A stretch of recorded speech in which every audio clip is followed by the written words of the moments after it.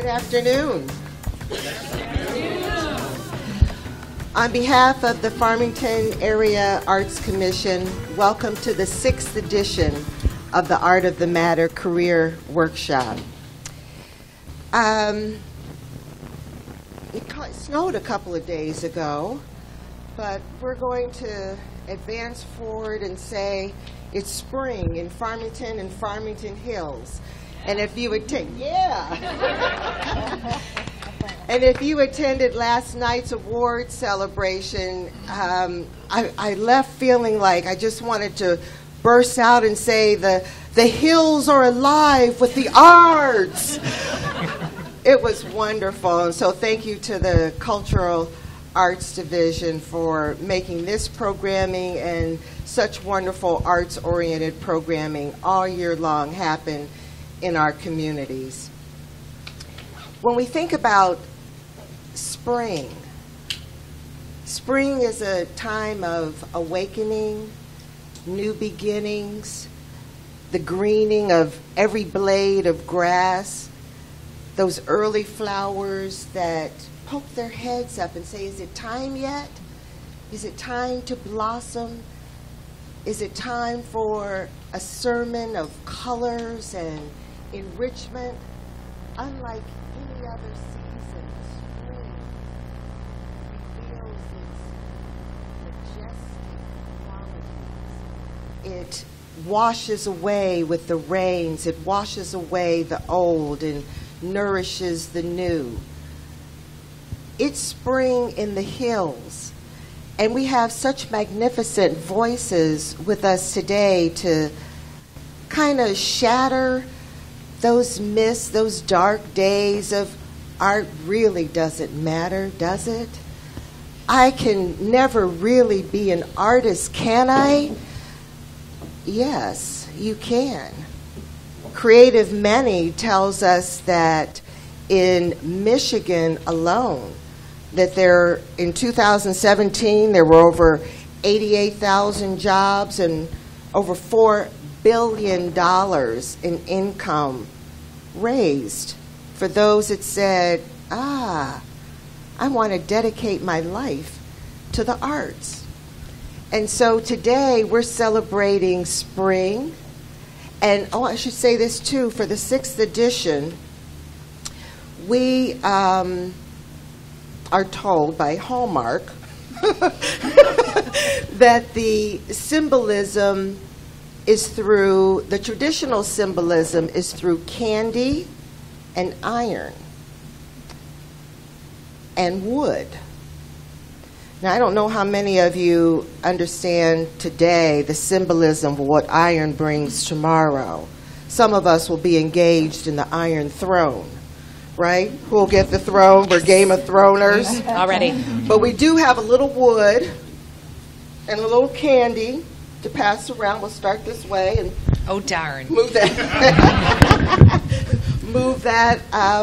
Take one around. So if you feel like you need a surge, have a piece of chocolate, right? I'm good. So we're here today celebrating the arts, as no other community, I think, really does. Farmington and Farmington Hills commit. They commit through the commission. I'm glad to see all the commissioners here today. What's up, Mark? Hey, okay. We have a diverse panel. We want to hear the voices of seasoned practitioners.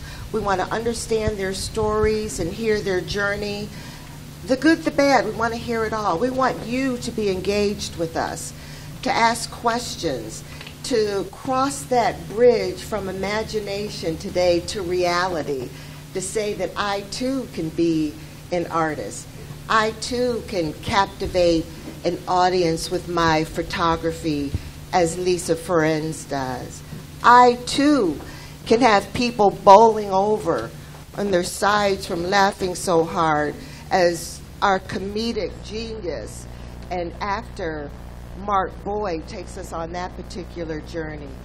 Or perhaps you are quietly seductive with your art and mesmerize people as the 2019 Artist in Residence, Pamela Alexander, does for us.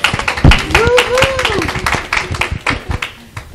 And we're back to photography because we love it endlessly. And the words, the writings of Khan, I want to get the last name right, Santori Davison brings to us. And who among us in southeastern Michigan hasn't heard the voice and felt the energy of Jill Jack? So we have,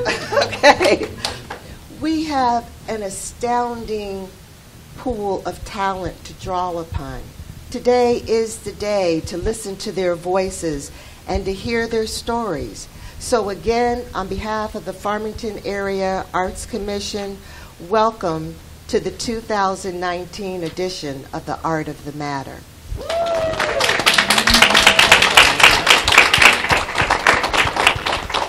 So here are the rules. Rules? We're artists. We didn't know rules. It's an easy rule.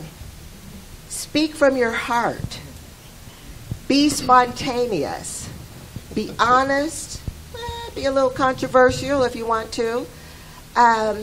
You have the freedom to respond to one another. Not just me. I'm just putting what all of us want to know. And have fun. Have fun. So we're going to start volunteers first, and then we take it from there. For you to tell your story, just capsulize, because we're going to delve deeper and deeper and deeper throughout the next hour and a half. But tell us your story. Why art? Maybe art wasn't the beginning. Maybe art's where you have ended up.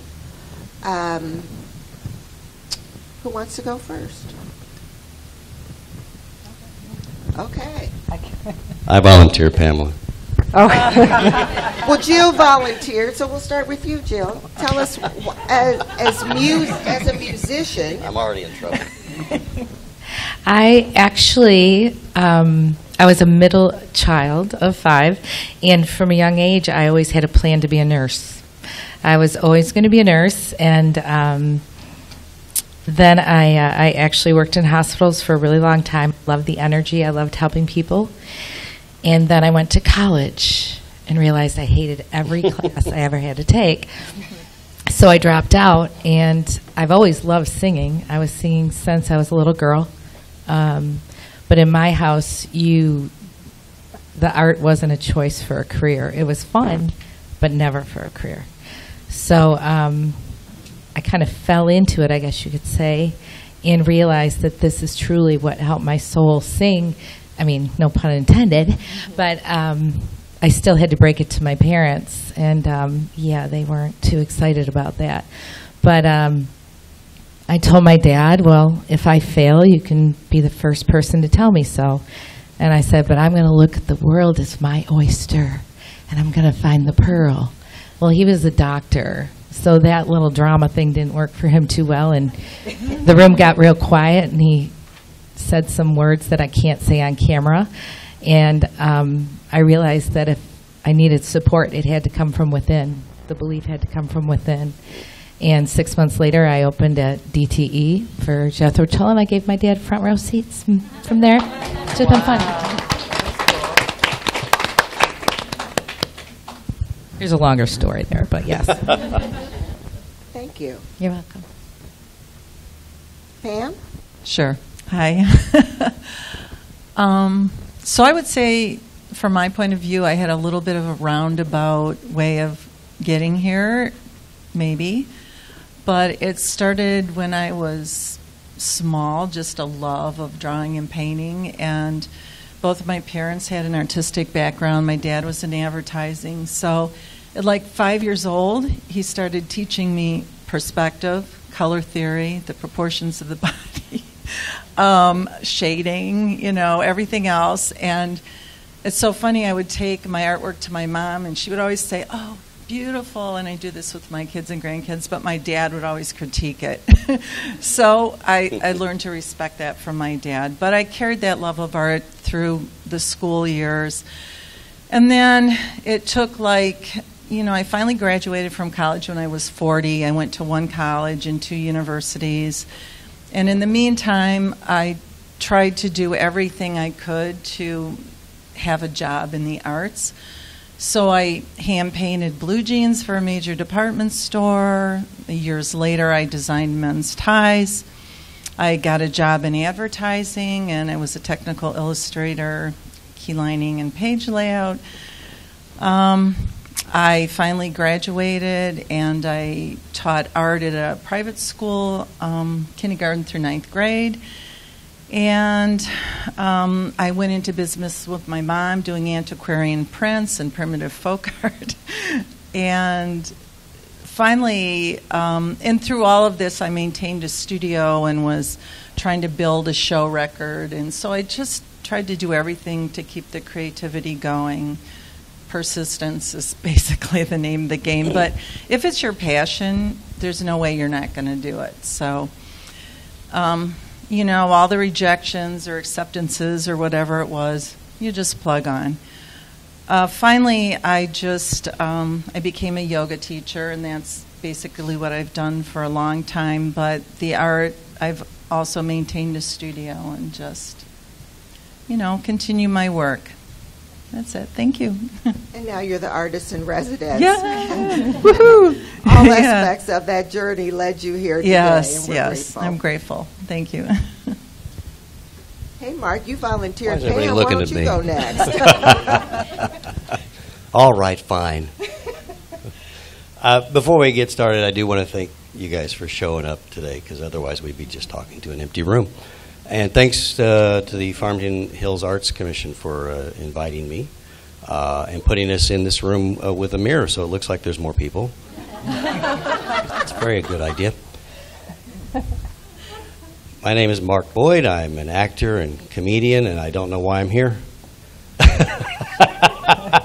They said they wanted to hear voices from an artist's perspective, and comedian is to art what bagpipes are to a symphony orchestra. And if there are any bagpipe players here, please don't. Winning over a crowd is my specialty. So I grew up watching, as a kid, I really enjoyed TV shows that had stand-up and comedic skits, Laugh-In. Smothers Brothers. Google these. You'll find out what those are. We had to watch them when they were on because there's no such thing as a VCR. You can Google that too, find out what a VCR is. It was before Google. But I never thought about, I didn't picture myself doing these things. I just enjoyed, I related to it. But I grew up in Oklahoma City. You don't become a comedian. Rodeo clown, maybe, but not a comedian. And but my first audience was a table of 4, a booth. I was a magician at a pizza place in high school, and I went table to table doing magic and tried to get laughs that way.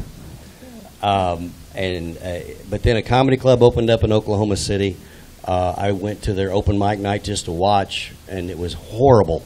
And I thought, oh, I can be just as horrible as these people. And so I tried it, and I was. But I loved it because the be able to create just putting together words and changing the way they're arranged and putting a pause here and there and getting a laugh from that was just so rewarding that I ended up doing stand-up comedy for about a decade. I did that full time. I got off the road, started doing more theater, voice work, on-camera talent, got an agent, started doing bigger projects. Now I guess when the film incentive started up, Drew Barrymore directed her first movie, a directorial debut in Michigan. That was Whip It. She liked the way I said Earl. That was my line, Earl. I said it 3 times, and they cut 2 of them. I got that one in. Then I was in the pilot for 12 Monkeys that was on for 3 seasons on the Sci-Fi Network. Because the pilot shot here, I had a decent role there. And now I'm teaming up with a group of people to put together our own feature film. that'll be shooting in Michigan hopefully this fall. So if anybody has $200,000 laying around that's burning a hole in your pocket, talk to me. I guess when you were talking about what art means to me, if you're thinking about any sort of art, singer, painter, sculptor, comedian, whatever it is, if you're doing that for the notoriety or the fame or the money, you are hurtling towards mediocrity and disappointment. Passion is what I think makes the best creations. I did comedy for so long trying to figure out what an audience liked. Once I started doing comedy for me, it was so much more rewarding and better, honestly. And I think that's probably the key with anything, with any talent that you have, unless it's bagpipe playing. I'm sorry, I had to throw that back in. The end. No doubt there's more to come. Yeah, I'm sure. I thought I babbled long enough. Hey, Con, tell us about a little bit about you. Sure. My name is Constantine Davison. I began writing poetry like in 7th and 8th grade. What I used to do was that because my grandparents made too much money for me to get free lunch, I would write poems for the other classmates to get their girlfriends on pizza day, so I could get, seriously, because it's we laugh now because that pizza does not look good, but something about the 8th grade pizza in middle school that meant it was going to be a good day. And so, but when I got to high school, I wrote very little, and if I did, I started writing more raps, or I just wrote poems in private because it just wasn't cool or masculine enough to be writing poems in high school. And so I graduated, went to OCC for my first 3 years because I was trying to figure things out amongst 10 different majors I went between. And my first composition class, I'll never forget, his name was R.J. Riley. And this was like English composition 051. It wasn't even a 100-level class. And first day of class, he just says, okay, we're going to do an exercise called free write. Just write whatever comes to your mind as much as you can for the next 15 minutes. And he stopped by and looked at what I'd written and said, Con, this is pretty good. You might want to take this more seriously. And that was the first time anybody had ever told me I was good at anything. Like, up until then, I didn't know where I belonged in the world. So for somebody to say, Con, you're good at this, that planted a seed that I ran with. And so slowly but surely, I started getting into spoken word. And by 1999, after my grandfather passed, I decided I wanted to also start taking more, telling stories visually. So since I couldn't draw or paint anything like that, I gravitated towards the camera. And I grew up with a grandfather, though he wasn't a photographer. He documented everything, for no reason. If he didn't like what I had on, took a picture of it. If he liked what I had on, took a picture of it. Getting ready to go to church just because I had a new suit, it was means to take a picture. Just any and everything. So I have like thousands and thousands of pictures, just moments from the little slim Kodak for those that remember back then. And so, and as time evolved, everything else evolved. I began writing for a small paper called the Gazette. I was actually the art columnist, and then I went to the Michigan Citizen. And then I went to the Metro Times, where I've been writing that since '03, and a photographer as well. I began photographing weddings and singers, and then doing my art projects and things like that. And so that's pretty much my story, I guess.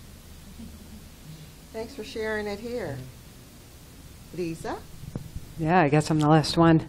So my name is Lisa Ference, and I am a photographer. That's actually the what I get paid for. But I do a lot of different art things, and I think that I always have. I think as a child, I was very art motivated. My parents were. My dad was a photographer. He was very into music. We were from Boston, so he would take us to see the Boston Pops, and our house was filled with music. I come from a family of musicians. My mom was an artist. She did some art installations at MSU, and she was there. And so my parents raised us in art. And so that was just another part of how we lived, and I don't think that ever changed for me. And I didn't know that that would be something that I could get paid for, or that I could make any kind of money, or that people would want from me. But how I think my household interpreted the arts, which is so many different things, and many of us do many different types of art, but is that the arts really is it's the human experience expressed, right? So, whether we're expressing that experience or, it's being expressed to us, it's a shared communication, and it can be expressed in many different ways. So it can be music, it can be art, it can be photography. How, our human creative skill is that expression. So how we leverage that, I guess, is directly it directly influences how we can make money. Where I could make money and what I was good at was photography, and it made sense to me in terms of expressing. I ultimately landed and was best at fashion photography and portraiture. I think that came from communicating. I think I'm a communicator by nature. And so because I communicate and I love conversations and I sit down with people, I can take photographs and portraits of people that are very engaged. I also, because I have this background in music and art and visual arts, it fits with the fashion. So I was also very good at that, and I could pull in different designs and colors, although, I'm a student of the arts and I hope to always be that. I don't know that I have reached, anything that feels like I'm there. Even if someone's willing to pay me for my art, I think that I have so much more to learn, and that's part of it. There are many things I wish I knew before, and I know that we'll probably, because there's a lot to unpack in terms of making a career out of the arts. So there are a lot of things I wish that I had known and that I would have been told, and these challenges and what it means to be in the arts for more than just myself or more than just my family, to actually produce something and offer it up to the world and say, do you want this? Will you consume this? Will you pay me for this? Will you commission me for this? We hope that people will just start calling us. We create a thing and we're like, here's my thing, and the world's going to go, wow, and your phone just starts ringing and everybody's throwing money at you, and and it doesn't occur to you that you're like, I have to work really hard for this. And I don't just work once, I have to work every day at this. I didn't know I'd have to work every day at this. We know that, but did we know that? We didn't know that. Not really. So there's a lot that I wish that I had known, but I have to say, before I close and hand back over, one of the things that I did not know, even though art is my heart and it's what I love, and photography, I love it so much, what I did not know was how rewarding it would be and how I cannot continue to live without doing this. If it's not photography, it's music. If it's not music, it's going to be some other art. I cannot not do it. And I think there's so many of us like that.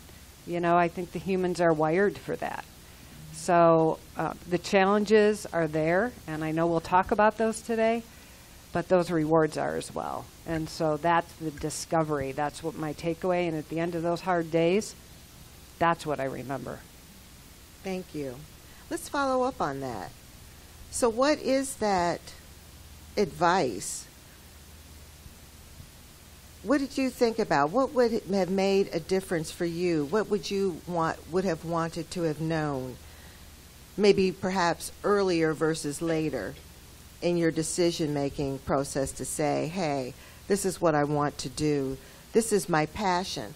All of you in one way or another talked about your passion and how it conformed you and directed you, even in adversity, the most intimate, in terms of parents saying, I think you need to go a different course. But you took the road not taken in your household, perhaps. So what is that? What is that part of advice that you wish, or that experience that you wish you'd had earlier on? I don't want to go against the grain here, but why not? Why not? I opened a company 5 years ago called Dream Big, and it was to help up and coming artists.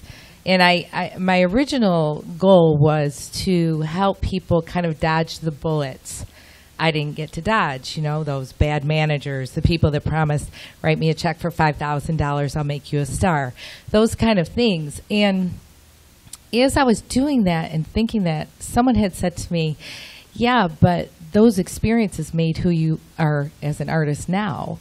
So I think there's that fine line of, if I knew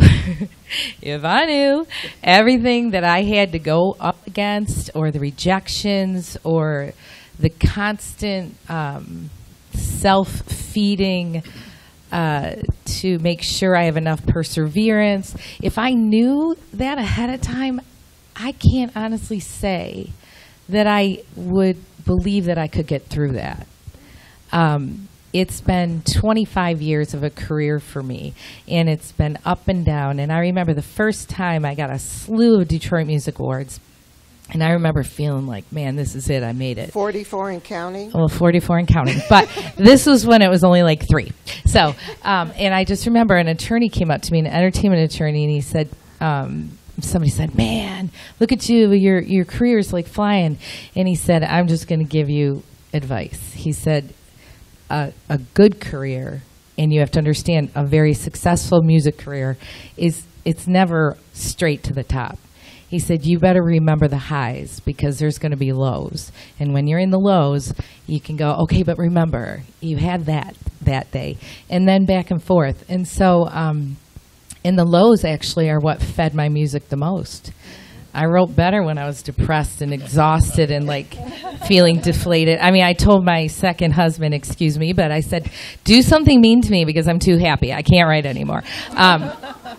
So those kind of things. And but I mean, I guess what I think I would have liked to know is that I had the backbone to do it. I think if somebody said, you've got it, you can do this, you can survive, you can persevere. During some of those low moments, who encouraged you?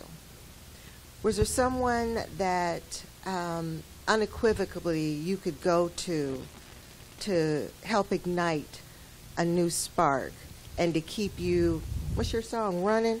To keep you me running. Oh, God, maybe that was a song. As cliche as it sounds, God. God is the one that got me through. God works, that's okay. I surprisingly, and I don't know if you guys face this, but the people closest to me were the least supportive. And as I looked, now I look back, it wasn't that they didn't think I could do it. They were afraid that I would fail, and they were fearful that I would face pain. So you couldn't go to your best friend. You couldn't go to your mom. You couldn't go.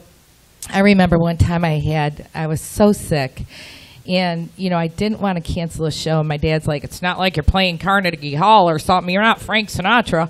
But, so those are the kind of things, and people that are not in our career, like sitting with these guys back when we were like, that's where you should have recorded, because we all speak this language, and it's so exciting. Like, she's explaining my life, and I'm like, yeah, what she says. And so unless you are in that pool, you have to be with other artists, because it is an insane career in a way. Not everybody gets it. My husband doesn't get it. He doesn't get why I drive 3 hours to sing 1 hour and then drive 3 hours back. He doesn't get it, and we won't talk about what that paid either. But I know what it does, and I know that my soul, as corny as it would sound, my soul would die if I didn't do it. I know I was sick for a month last month with whooping cough. I'm not contagious anymore. But I looked in the mirror, and it wasn't my face. I got on stage Thursday. I woke up Friday morning. I go, there you are. It is a part of me, and without it, one way or another, I also paint. I do a lot of different things. I sell art. But without the art, I wouldn't breathe right. Does that make sense? I know I veered off. Sorry. Take it over, William. I see that the panelists want to respond to that. Well, any advice I would have told my younger self, well, no, let me rephrase that. All the advice I received it when I needed it. And so, so there's 2 or 3 main things. I was told by my writing mentor, Ference, back in 2005, was you're going to have to master being able to explain your art. Because if you can explain thoroughly, back and forth, inside and out, rain, sleet, snow, wherever, then you're going to leave it to others to define it for you. And their interpretation may not be the same, or you're going to miss out on other opportunities because while your work was phenomenal, whether it's visual or literary, you couldn't explain yourself. And they knew that when they read your application to that Kresge grant or that Knights Foundation fellowship. Okay, yeah, you're the person that's talented, but he doesn't even know how he does it. He doesn't have a grasp of his art. And that, hearing that was right when I needed to hear that, because I was just reaching a level in 2005 where I was being accepted into some of the more harder to get into workshops and retreats. And so that was right on time. And the second thing, from a visual perspective, I went to a workshop, photography workshop, and he said, Con, you don't look at your hand when your head is itching and say, hand scratching my head. Well, same goes with your camera. Like, man, you got to know. Whatever you're shooting, whenever you're shooting it, there's no time for textbooks, manuals, or figuring out. You just have to know what to do. You have to be that comfortable with your instrument, no matter what the medium is. You just got to know, dude. If you don't know, then you're not ready yet. And so, and again, that was told to me, that was in 2007. Right when I was kind of, like with photography, I always say, people ask me how long you've been doing it. I said, well, I was doing it in 1999. I got kind of sort of halfway, barely above average in 2007. But that was, I mean, to this day, I remember that. No matter what I'm shooting, that's always, all right, there's no time for textbooks, manuals, and coulda, woulda, shouldas, and man, you just got to do it. You just got to know. Thank you. Pam? So one of the things I probably would have benefited from was knowing that, or someone saying to me, art is subjective. So, there's a lot of rejection in art, and especially if you're entering shows, you have, get these rejection notices, and then every now and then you get acceptance. And actually, when I was in college, I saw it was really confusing. There was a student who one of the professors loved the piece of work, and the other professor hated the piece of work. And so all of a sudden it went bang. So I would say being fearless and being true to who you are. So I think the best thing is to crystallize who you are as a person and then express that in your art. Not saying you don't take critiques from other people, because I think I could have got where I am faster, maybe, if I had had some critiques because I didn't go to grad school. But you just have to do your art as much as you can. Be authentic about it. Be honest with yourself. Not take everyone else's view of your work too personally, and just keep at it. And so that's, I think just being fearless and learning who you are and expressing that and being confident. Not being too swayed by the subjectivity of other people. I think that's good life advice. True. Yeah. Just do it. Yeah, I don't know if I can really add to this, because, what you said about telling you something to tell you, you've got the backbone, you can do this. You also hear constantly, you hear this all the time, that all of the different arts are full of rejection. As a comedian, I knew I wasn't going to make everybody laugh. I never understood why they all showed up on the same night.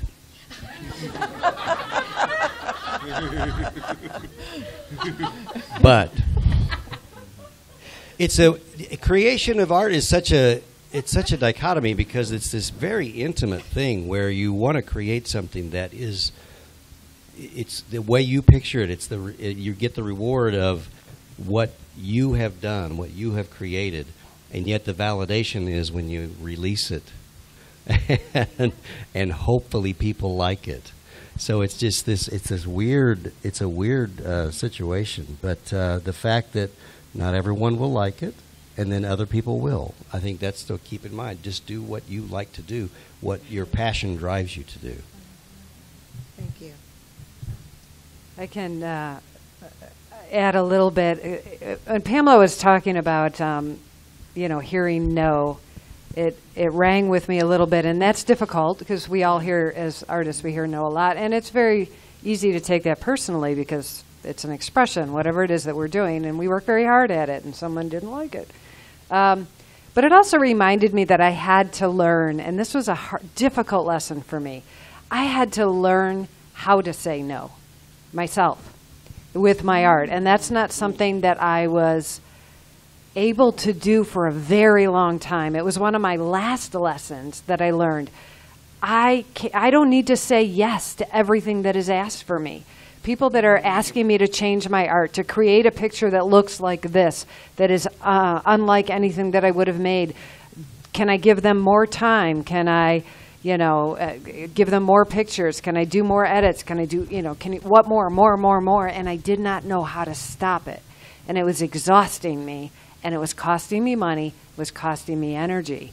And that's the other part of what I had to learn, was how to protect and nurture my creative health. I didn't know that that was important until I was years into doing what I do.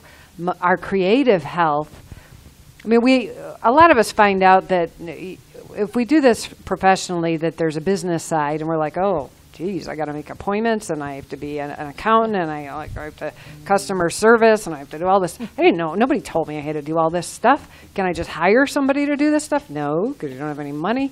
So, that part is like, that's the part we don't like to talk about. We hate that business end of it. The artists love to do their art and create what they're creating, and they also, and I say they, myself for sure.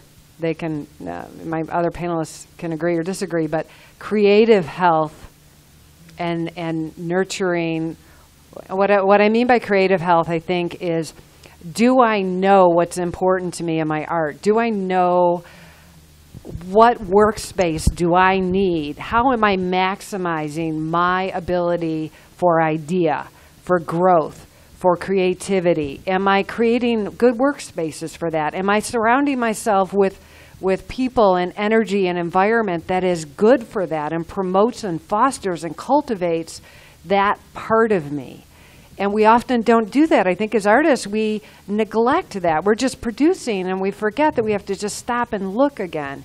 And that was an 2-decade-in lesson for me. And, no wonder I'm suddenly taking really horrible photos. I do like 5 sessions in a row, and they're garbage. Why all of a sudden am I doing this? Well, I've neglected my creative health.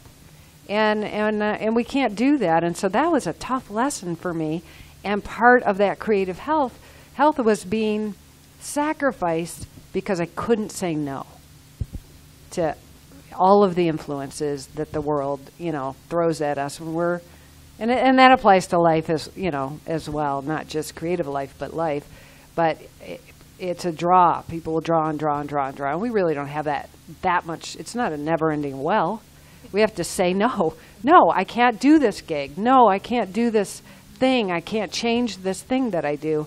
If I change that, then I'm losing a little bit of my health. You are. Mm-hmm. Let's continue to expand that conversation in terms of creativity and your source of inspiration of creativity. Where do you go? Where do you need to go to be your most creative self? And then how do you replenish that? How do you begin to I think it's courageous to say no, because that defies who I am as an artist. How do you stay true to yourself? I go back to the past, and I like how she put the phrase creative health. I'm going to steal that if you don't mind. Because photography-wise, I make money, like for real money, photographing weddings and high school seniors. However, what makes me happy, I have a collection of 27 boom boxes from the 80s that I photograph, have film shows with, and anything I collect is part of something dealing with photography. I have probably 300 80s and hip hop toys and action figures that are, but this is done because I just want to do them. Every year I try to, and I say the past because I was kind of one of those kids in growing up to where I was the youngest kid. A lot of my friends, like when I was 10, all the kids were 17. So I spent a lot of time, I had a make-believe, invisible friend named Bobby. I played, I had to have an imagination. I was the only child. And so I retreat to the past. And so, I loved hip-hop. I loved the music. So my boom boxes, my toys and things, those manifest themselves when I want to be creative and take on something. And that's kind of how I get my creative help and my inspiration. I did a project where I had break dancers break dance in front of churches, and I called it praise dance.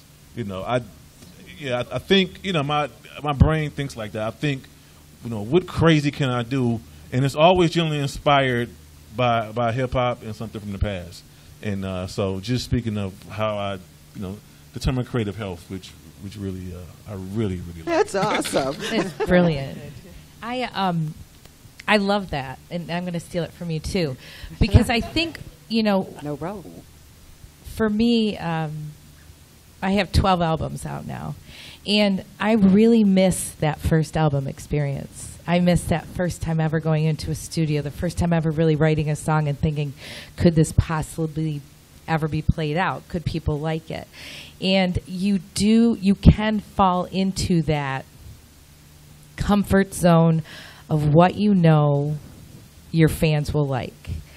And so you get to a point where you realize, am I writing this for the listener, or is it really just coming from the depths of my soul? And I can tell the difference. Doesn't always mean that I stay true to myself, though, and I try to really work hard to separate that. One of the things that I always seem to try to do, these ridiculously over-ambitious shows, and I never think about the failure till it's over. And then it hits me about an hour after the show, and I'm like, oh, my God, what if that wouldn't have worked? I decided I don't like working in the studio very much. I compare it to a gynecology office. Sorry. It's just, it seems sterile to me, so I don't like it. You've got an engineer who's like, yeah, go ahead, that's great, do it again. I You work. need a different studio, I think. What's that? You gotta go to a different No, studio. they're all like That's that, honey. Trust me, none of them get excited. Yeah, Julie, it was awesome. Do it again. No, they're just like, okay, next. But I love people. I love being around people. I feed off the energy of the audience. This is what I do. I do try to make them laugh. So you got to come to a show sometime. And I do try to I feed them so they feed me. But I also am feeding myself first. Does that make sense? So. Yeah. One of the times I decided I walked into this building, and it was this beautiful old theater. It was called Heartland Music Hall, and it sat 200 people, and it was gorgeous. And I'm like, anybody ever record an album here? And they're like, no, we don't really even have music that much. I go, okay, well, I'm going to do that next year. Didn't know what I was doing. I hired $20,000. We had $20,000 worth of sound equipment. I had a producer from Nashville fly in. I had a 9-piece band that we only rehearsed twice, and half the band had the flu one day, and the other half had. And I had to rely on a live audience of 200 people, hoping they'll even show up. Both nights sold out. we recorded an incredible album. But these are the things that I have to do. Like it's like you almost have to face this fear of uncomfortableness to create more, because I could easily sit on my couch and just spit out song after song that I think people might like. But as you said, you don't know. You have to do it for yourself first. And I hadn't written a song in a year this last year, and I don't freak out about that because after 12 albums, I think it's okay. But a song came to me in Jamestown, New York. I was stranded, and this song came out, and I don't know about you guys, but when the truth comes out, when the real you and the real creativeness comes out, your soul's like, yeah, she's back. And the words just spewed out, and that was at 10 o'clock in the morning.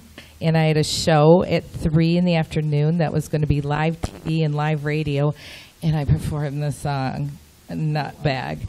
But I did it, and because it was so real. And I think that's what it is. Do you want to sing it for a stanza for us now? I mean, I feel like you sure, why not? I feel like you should break out in song. Let me think. Snow is falling down the streets of this Jamestown town. People getting ready for the holiday.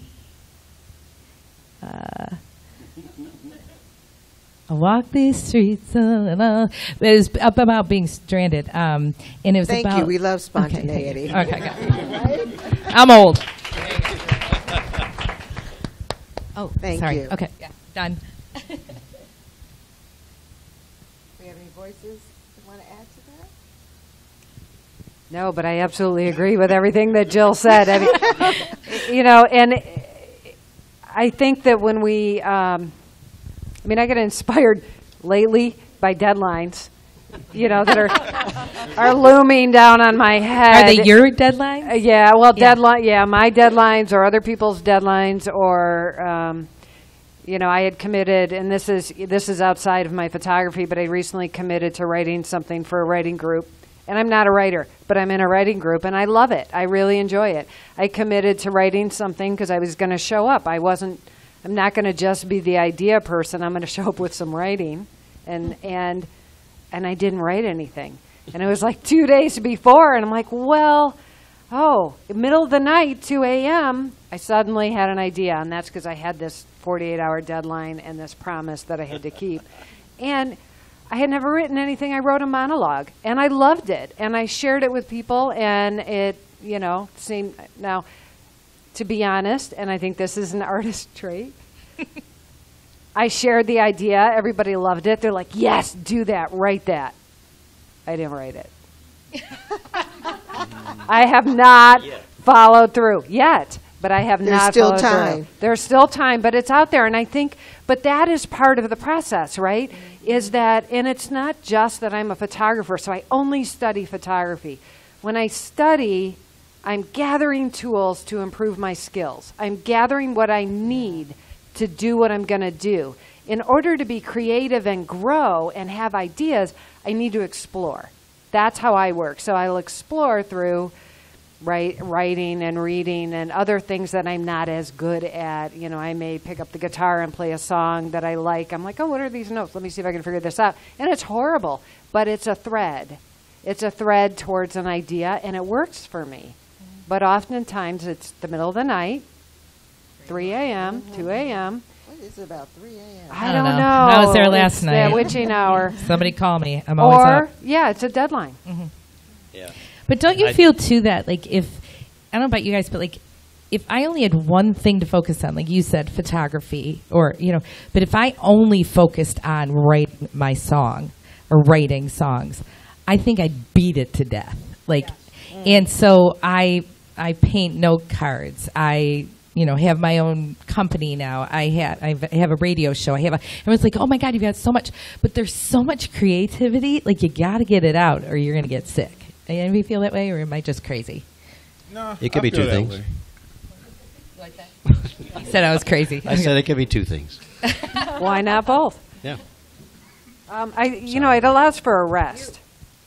I'm sorry, Mark. You You were going to add a comment? No, I didn't mean to interrupt you, but I was the thing about the deadlines was I've actually signed up for a comedy competition to force a deadline, or booked a gig where I'm thinking I need new material before that gig comes up, and there I am 4 days before, then I'm writing.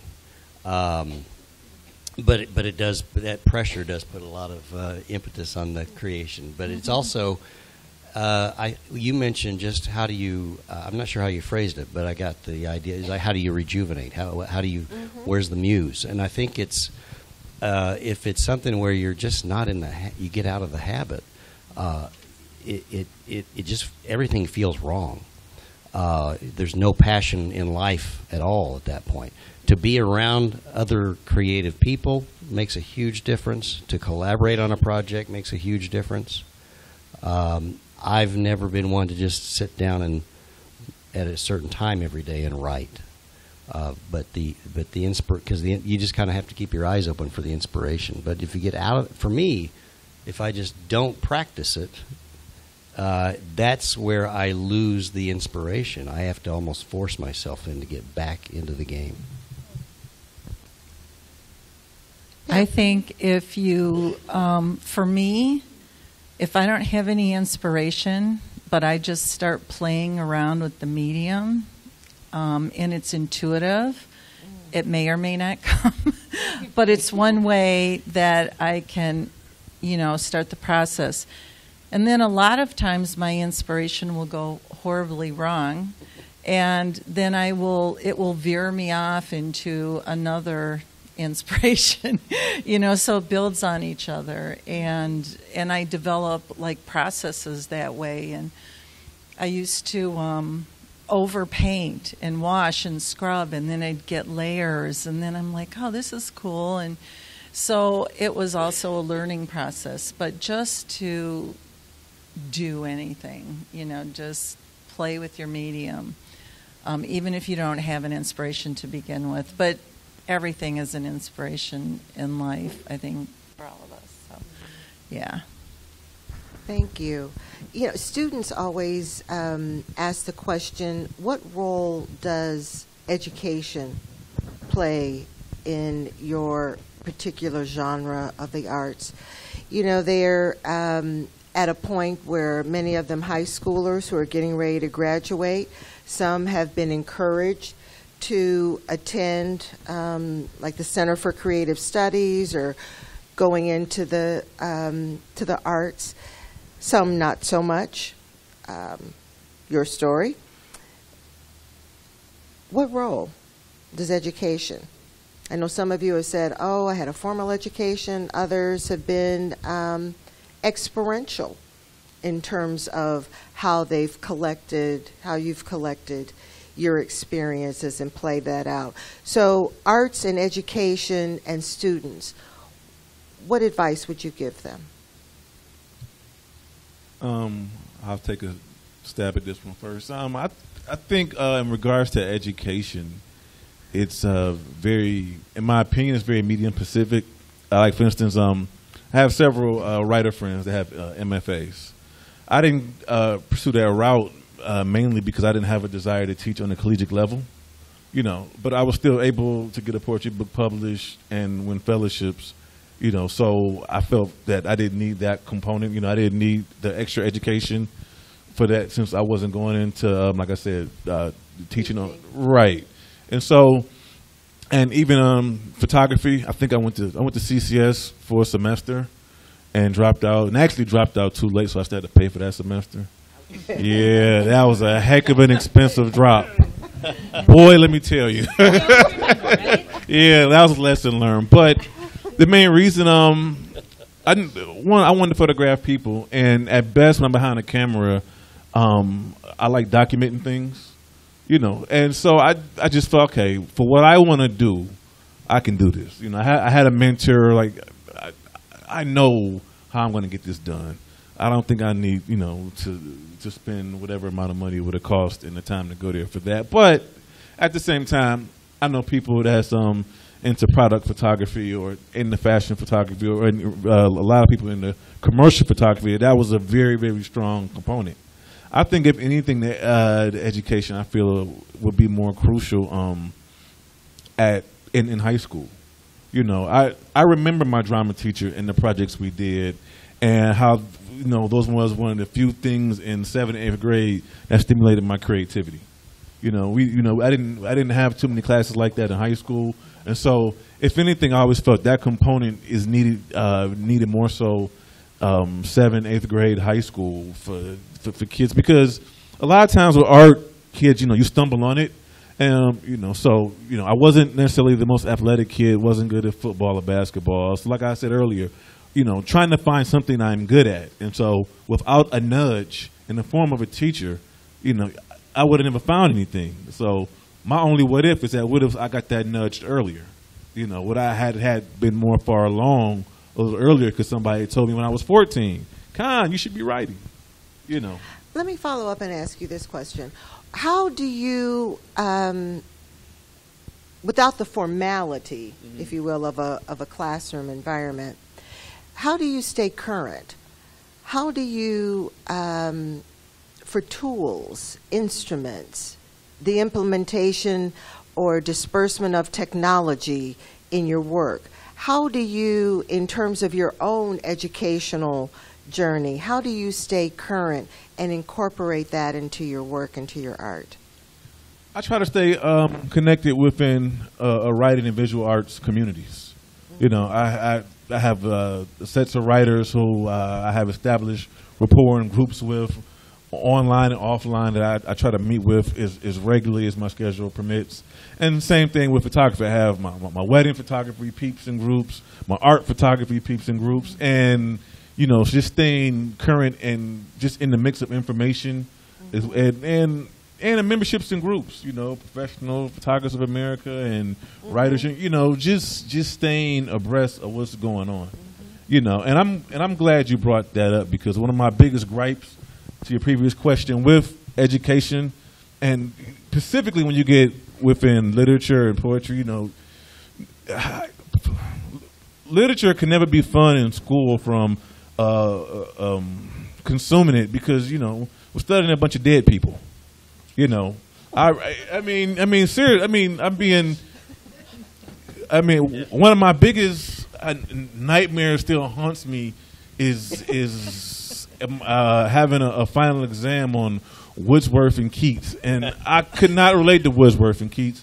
Didn't want to relate to Wordsworth and Keats. Okay, I just have to say this. I just have to. With Wordsworth, I love this. I'm going to use this.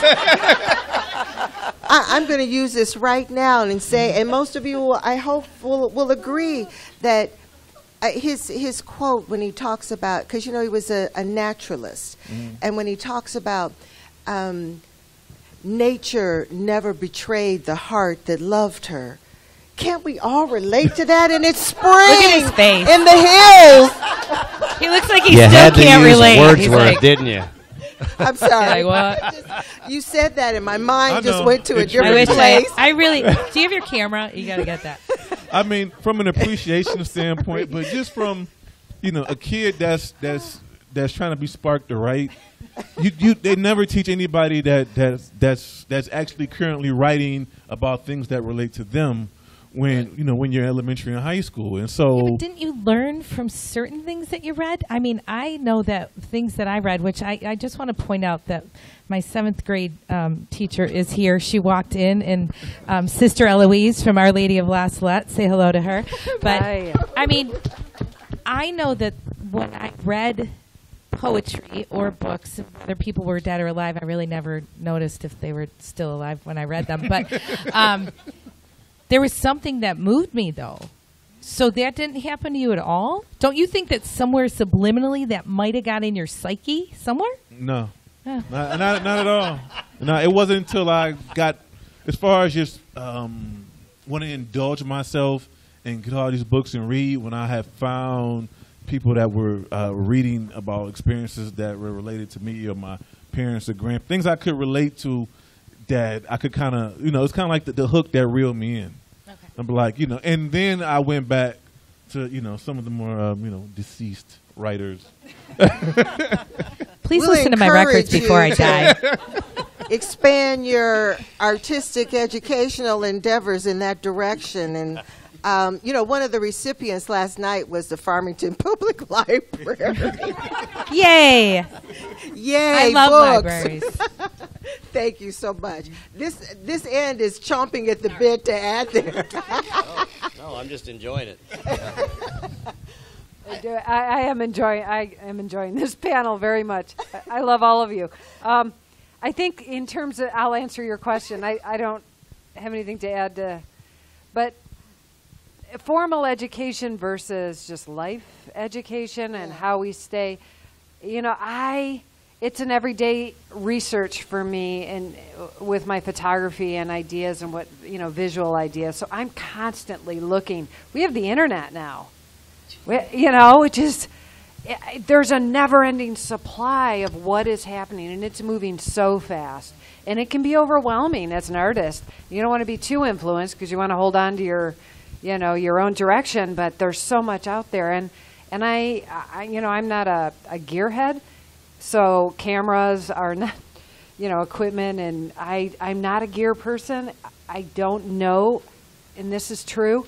I do not know the model of the camera that I shoot with.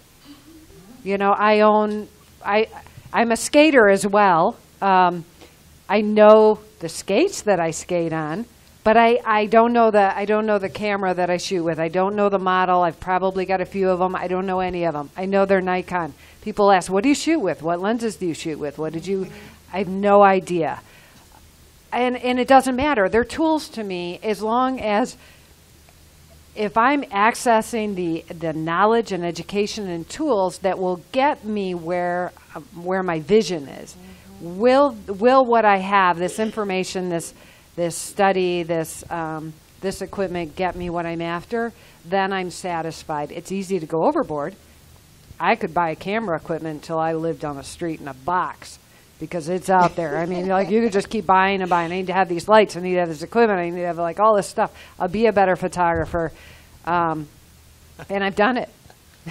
I have way more stuff You than I may need. not know the model and the specifics, but when you are going out for a specific type of shoot, is there one that you gravitate to more than others to say, here's the result I want, and I know if I use this Nikon Yes. ABC, I'm going to get that crystallized. Absolutely. And I'll image. tell you why I am drawn to the specifics that I am is because I've shot hundreds and hundreds of thousands of photographs in my time with a lot of different equipment.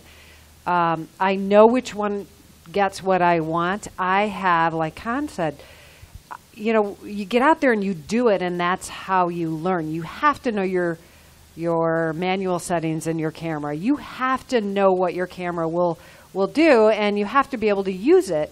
Once you have that base knowledge, you can go anywhere with it. You can take that to its maximum potential and then maybe move on to something new. But I know which lenses, which cameras are going to get me what I need because I've used them a million times, and they're wrecked. They look like I've run them over with my car. They're not pristine. I'm not, you know, it's okay. Gearheads are like, oh, is that your stuff? Yeah. Yeah. You know, it's And a look little. what it does. Yeah, look what it does. You know.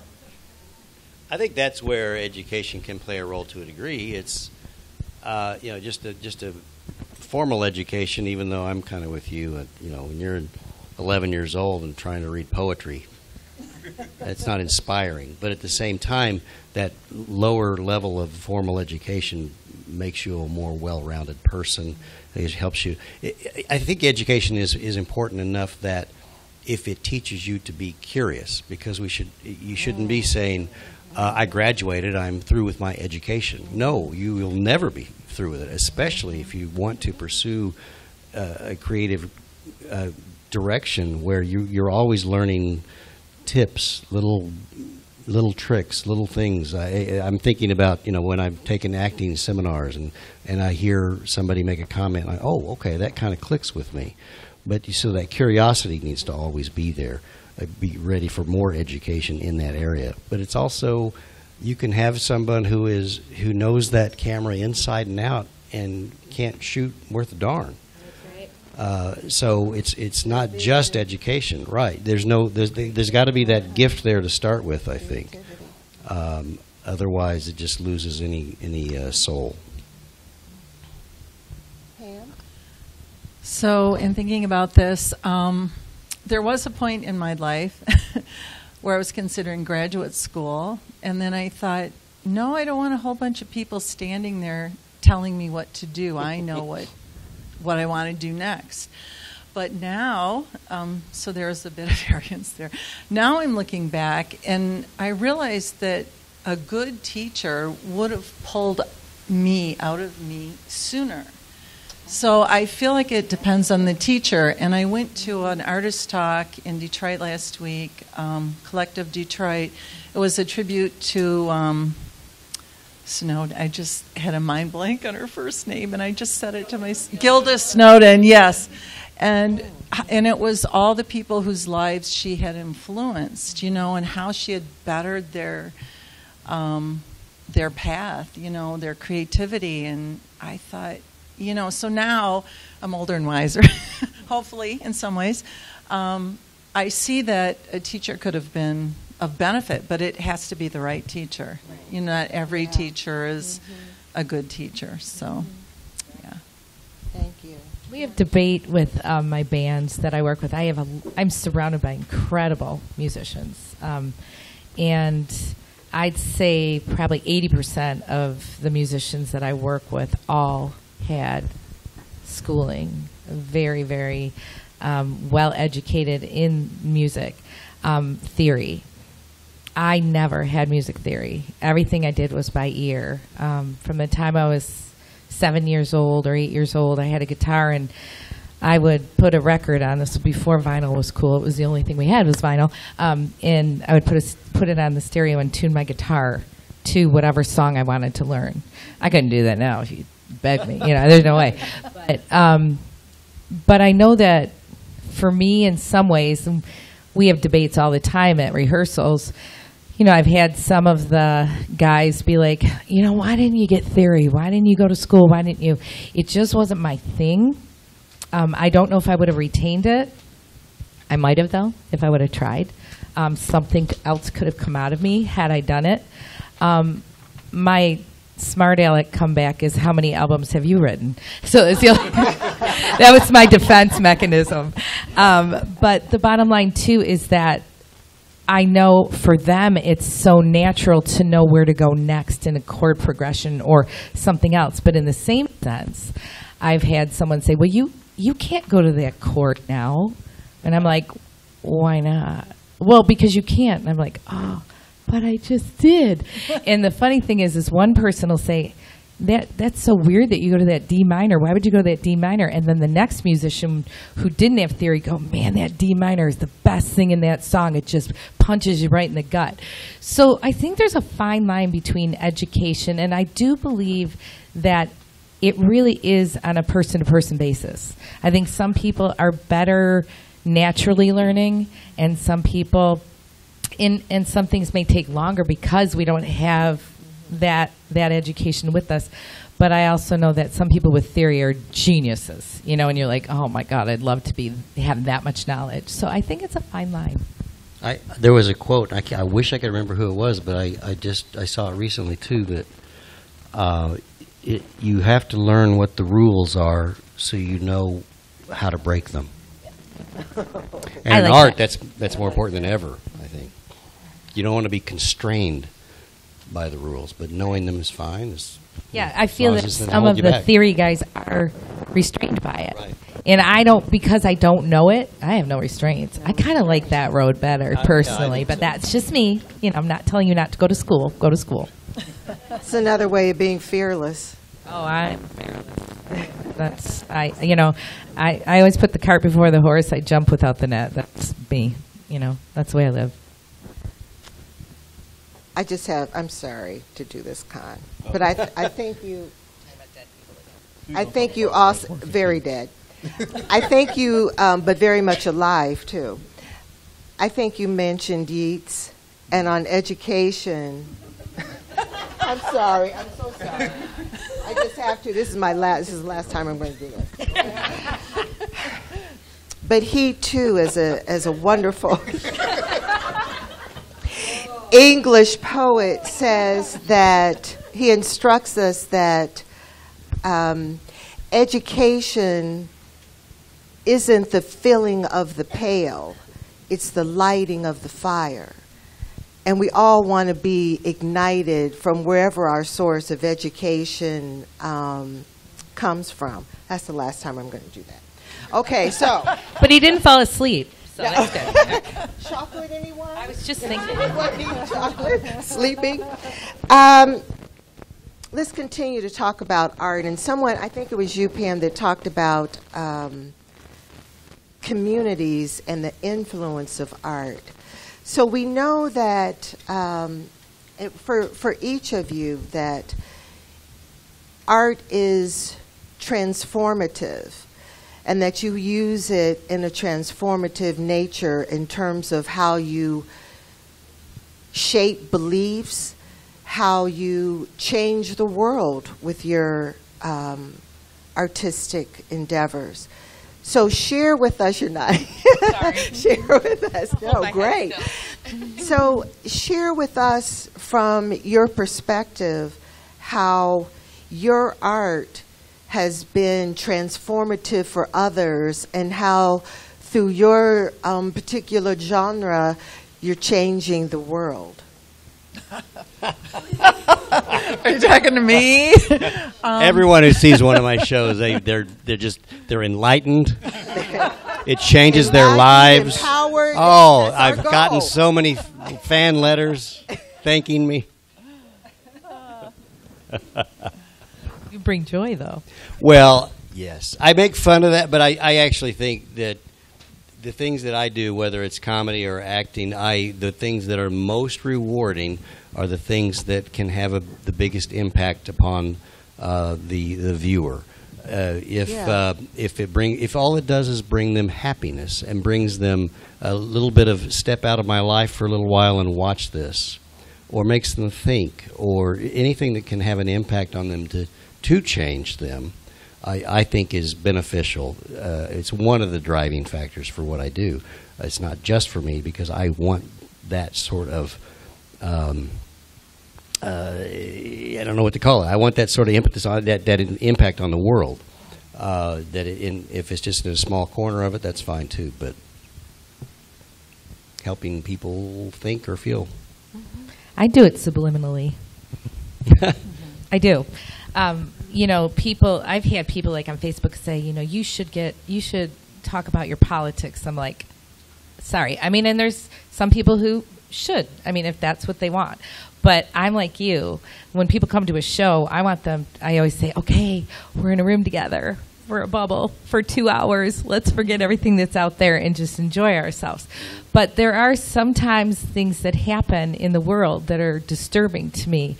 But I don't want in that bubble to bring people down. I'm just like to make people happy, I guess you could say. But I do like to make them feel. So that's your transformative power. Yes. In terms of making people feel. And I think what's interesting about what the two of you do is that unlike the other artists, you have the opportunity for that spontaneity and to feed off of a different type of energy in terms of your creativity and where you go and how you put people in that better place. Music really is that transformative, universal language. It's like, was it Brenda Sloan Gold Sloan? Yes. Thank you. Talked about where would life be without music. And so, but again, you have the opportunity to have spontaneity. You can either get booed off the stage or, people can stand up and stomp their feet and woo-hoo. And so I think it's a little different from where your art and transformation and how you see that immediacy of feedback versus let's talk about how you feel that your art is, hey, changing the world as a writer and a photographer and as a painter. How do you synthesize that, and how do you grow from that? Changing the world is just too much. I don't consider. Well, I guess it's how you define your world. Right now, my world happens to be in this very room, in this very space. This is it.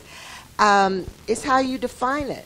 I don't want to put boundaries on how you define it, but you do have a world out there. You do have an environment that, through your written word or through your stillness as a photographer, that you influence. So maybe I'll switch it up a little bit and say, how do you see your art influencing the lives of others who experience it? I guess maybe the best way I can answer that is that a lot of what I do is nostalgic based, as I mentioned earlier. And so I think one of the biggest points of feedback I get are conversations I have with people, whether they've seen a photo series or poems I've written, is where it took them back to in their own childhood. And also telling stories that a lot of us don't think our stories are important. You know, and I was one of those people that, you know, when my poetry book was very autobiographical, in which there were personal stories told through poems with kind of a musical overtone and undertone here and there. And I didn't think that, you know, I'm just telling stories about, you know, a kid who grew up with his grandparents, because his parents deceased, who used to sneak to the record store and buy rap tapes and hide them from my grandmother and going to Catholic school. You know what I mean? I didn't see value in these stories until I would go out with these poems, and, you know, you come in contact with people, you know, in and above your age bracket that had similar stories, you know. So as another friend of mine, another artist came up to me, who he actually is a collector. He collects a lot of Black History memorabilia, and he had learned just through therapy that it was therapeutic, which is why he started collecting in the first place, because he started collecting after his father committed suicide. And he realized that getting in touch with the past really brings him a certain amount of solace. And that stayed with me, because I was like, you know, that's in my own, you know, when I create and when I'm thinking about creating, it's always a retreat to the past. And a lot of times this is what I'm doing. I'm going back in times, you know, that's comfortable for me, and I'm recreating those situations through a poem or through a picture. You know, even waking up this morning, my first thought on my mind when I went outside was like, man, summer in '94, this is one of those summers where I begged my grandfather, could I drive his emerald green Chrysler LHS to play, and I would just have nowhere to go.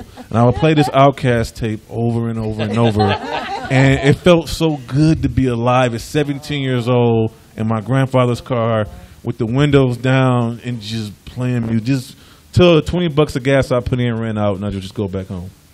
You know, and that's how. You leave him up with a full tank? You know, and that's what comes out through a lot of my photo work and a lot of my poems. Thank you. Well, I think that it reinforces the fact that it's not just live performances. You get that immediate response, but every artwork, every bit of creativity to me it creates a feeling. Absolutely. It promotes emotion or thought. Absolutely. Or all of those, and you might not be there to see it. I mean, you know, some of the things that I perform in, I'm not there when the audience sees it on a screen. I'm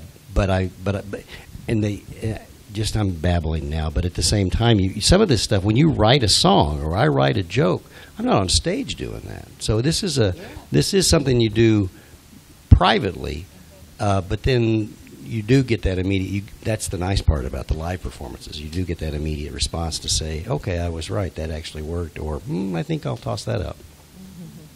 But to me, it's all of it is there to change the world. And again, like you said, it could be a world of two people. It could be whoever it impacts. It made a huge difference to that person. The ripples that we send out by whatever we do never end. And your thing about the past, like you just saying it, caused me to respect the past more. Like, so it all changes the world. You changed my world today. Just want to tell you. You know, I think that's Con made a great point, and I think that leads to what we're all saying is that our art is a collective. It may be a little bit different. It may be music. It may be, comedy. It's performance. It's photography. It's writing. It's art. But it's a collective, and it's definitely, we know that the arts is a reflection of society, right? We know that. We saw music during the Vietnam War explode with all these messages, these young people, these protests. Civil rights movement created writing that we have never seen, this beautiful use of language. And so all of our artwork is this collective that's changing the world, and it's bouncing off of each other. We're looking at what we're each doing, we're reflecting back and forth, and I think that's the, I think that we're all we're looking at history, we're looking forward. That's really quite interesting in terms of how history influences your art and what you present and how you present it, from jokes to, as you said, to songwriting, to all kinds of artistic depictions, and photography. Photography during that time was taken to another level. We saw imageries of life that we'd never seen before. That are still changing the world now, yes.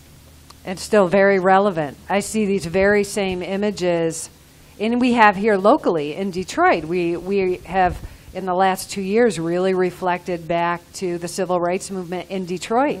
Has all of those images, those photojournalistic, beautiful black and white, crisp, shocking images that were hidden to a large extent back then are now surfaced. And we're seeing this all over, and it's part of our current dialogue, and it's all still very relevant. And I think everything that we're doing is that, photography, music, and art, all of it. All of it. We have questions from the audience, and please do write your questions out for us. What project coming up are you most looking forward to? Give us a deadline. You have 30 seconds to answer that question. I would say I'm at the I don't know if any writer ever heard of the 30-page sticking point when you're writing an autobiography or a novel, but that's where I'm at. So I'm excited about pushing past the 30-page stopping the point. You're pumped up and you write 30 pages like, yeah. And then years go by, and more years go by.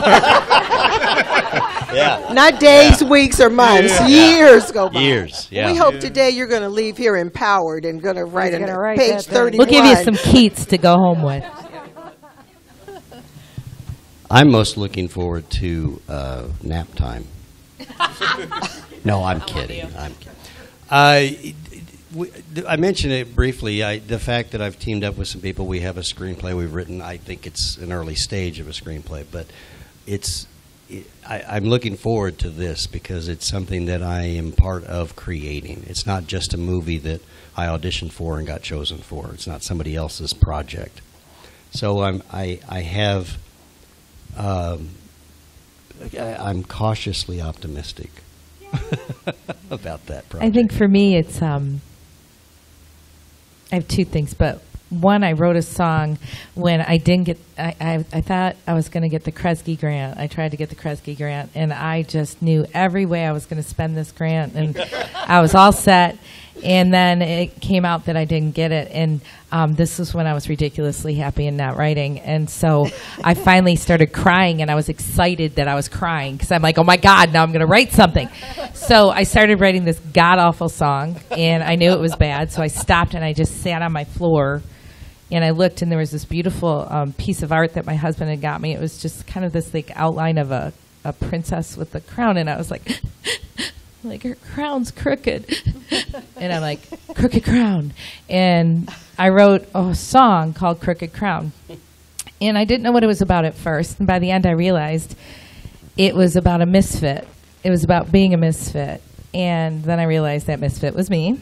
And from that song, I decided I was going to write a children's book and also do a music video and go to schools and talk to kids about how cool it is to be a misfit and how important it was to be a misfit. So See, that's as the an goal. artist, the possibilities are limitless, aren't they? But you Just have to be limitless. rejected about something in order to get that to happen. That's No. awesome. Anyone else? Yeah, I'm going to write that monologue. No. Upcoming projects? I'm looking forward to the monologue too. Yeah. I want to read that. I might write that in years when Con and I are we'll see who finishes first. I do have, so this is a project and it's more of a process because I recently have been overwhelmed. I've done a lot of magazine work and I've done a lot of commissioned work that isn't within my creative control and that I've lost touch a little bit, and I had a really good conversation with another creative friend and photographer, and she redirected me in order to get anchored again towards making my photography world a little smaller and re-photographing those things that are closest to me to anchor me back to the beginning. And I think she's right. I think that's where I am, and I think I need that. So I have already begun to shrink my photography world and my environment to this very tiny thing. And I'm looking at what's in my home, the people that are in my home, the people that I spend the most time with. I've reached out to a few, like Rachel, and said, hey, will you put your face in front of my lens? And she's agreed. And now that I've said that on camera in front of all of you, she can never get back from that. So I think that's the project. Although it's not a project, it's more of a process that I'm most excited about right now, is to do that again. Thank you. More questions from the audience. What non-art thing or habit, practice, is most cherished to you because how it indirectly impacts your creativity?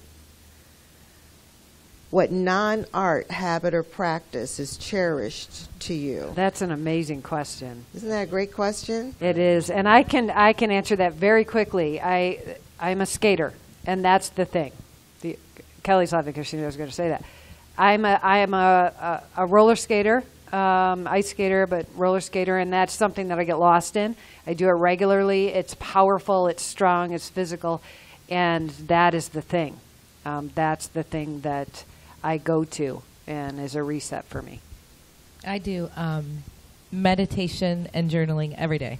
If I don't do that, I'm a squirrely, crazy woman to be around. So, but within that moment, and yoga, I do those three things in order to get my mind quiet. People always ask me, what music do you listen to? I don't have anything on at my house. It's quiet. But those three things give me that space that I need to hear my writing and my art.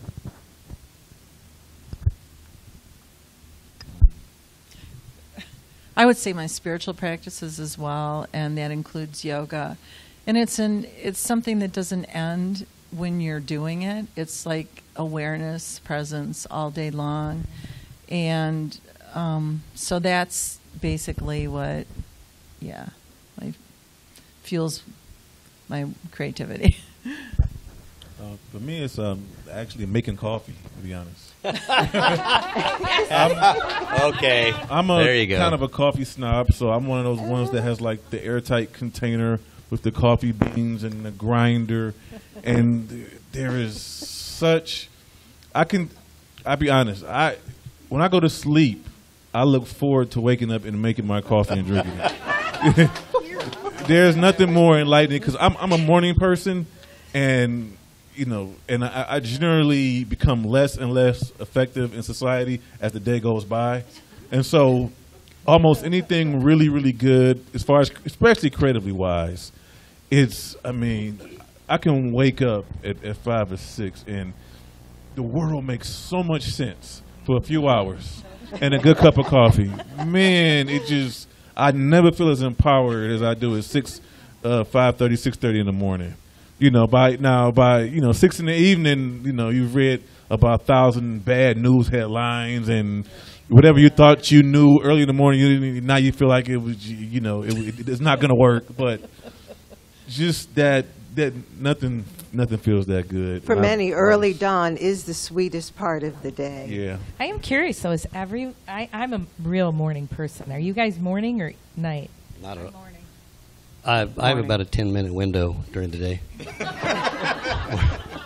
It's about to close. And then it's nap time. That's what I find encouraging.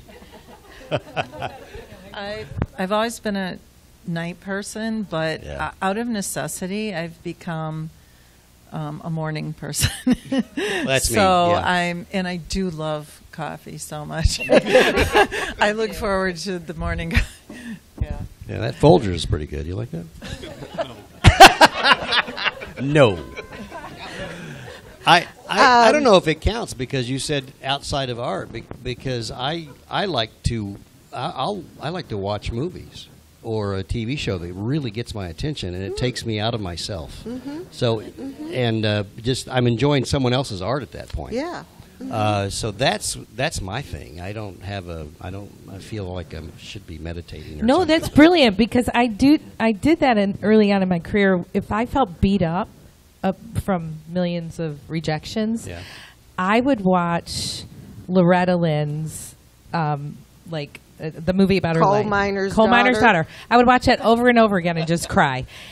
And I'm proud to say that after watching it 20 times, I finally got to open for her, and it was unbelievable. But I didn't want to feel like a stalker, but I'm like, your movie motivated me to keep going, But it's true. So yeah, I do turn to movies too.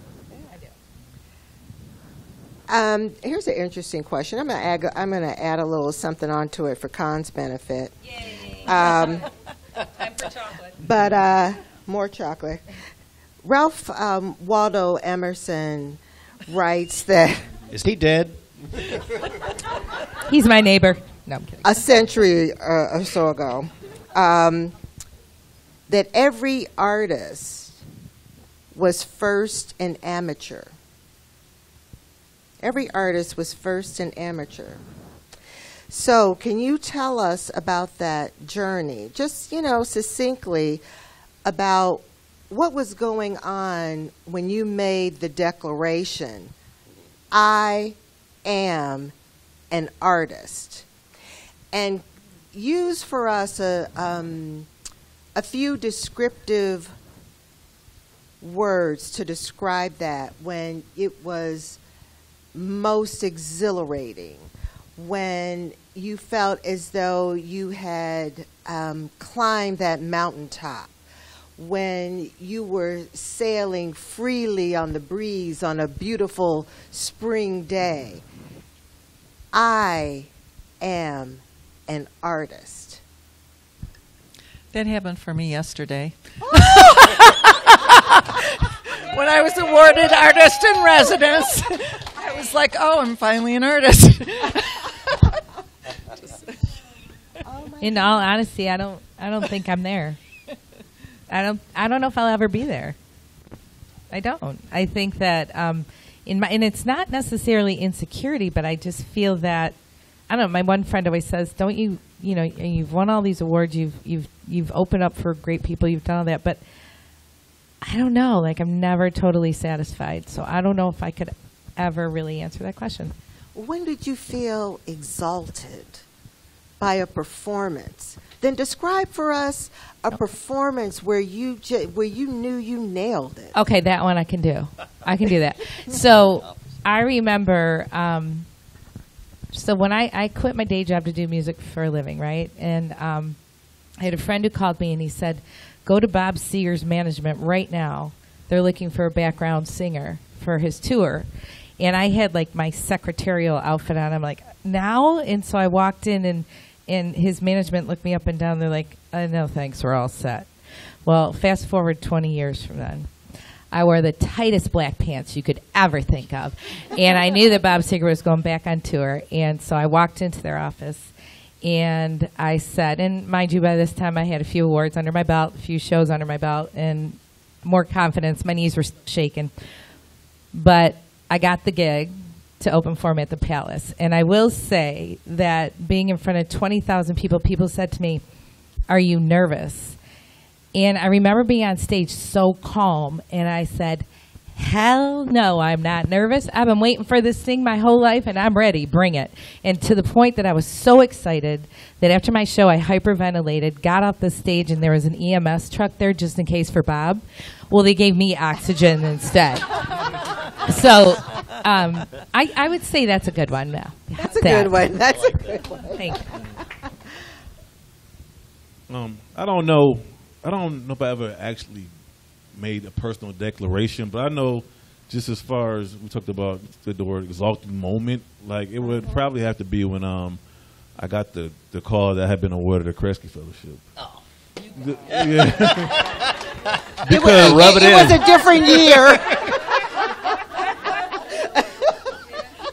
Because it was a body of, it was a body of work, a body of poems I had initially wrote the core of in 2006.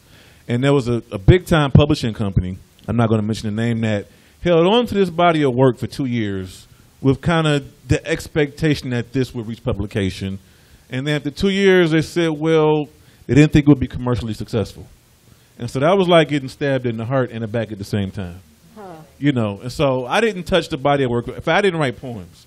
And it was cool because I had photography. I was still a journalist and things like that. So I just didn't write poems, forget poetry. Who cares about poetry? You go through the temper tantrum phase of rejection sometimes. I don't care about no poetry, And so, around 2011, I said, I'm going to start a new series, a new book. And I had another idea because I've also grown up as a kid who loved hip-hop music.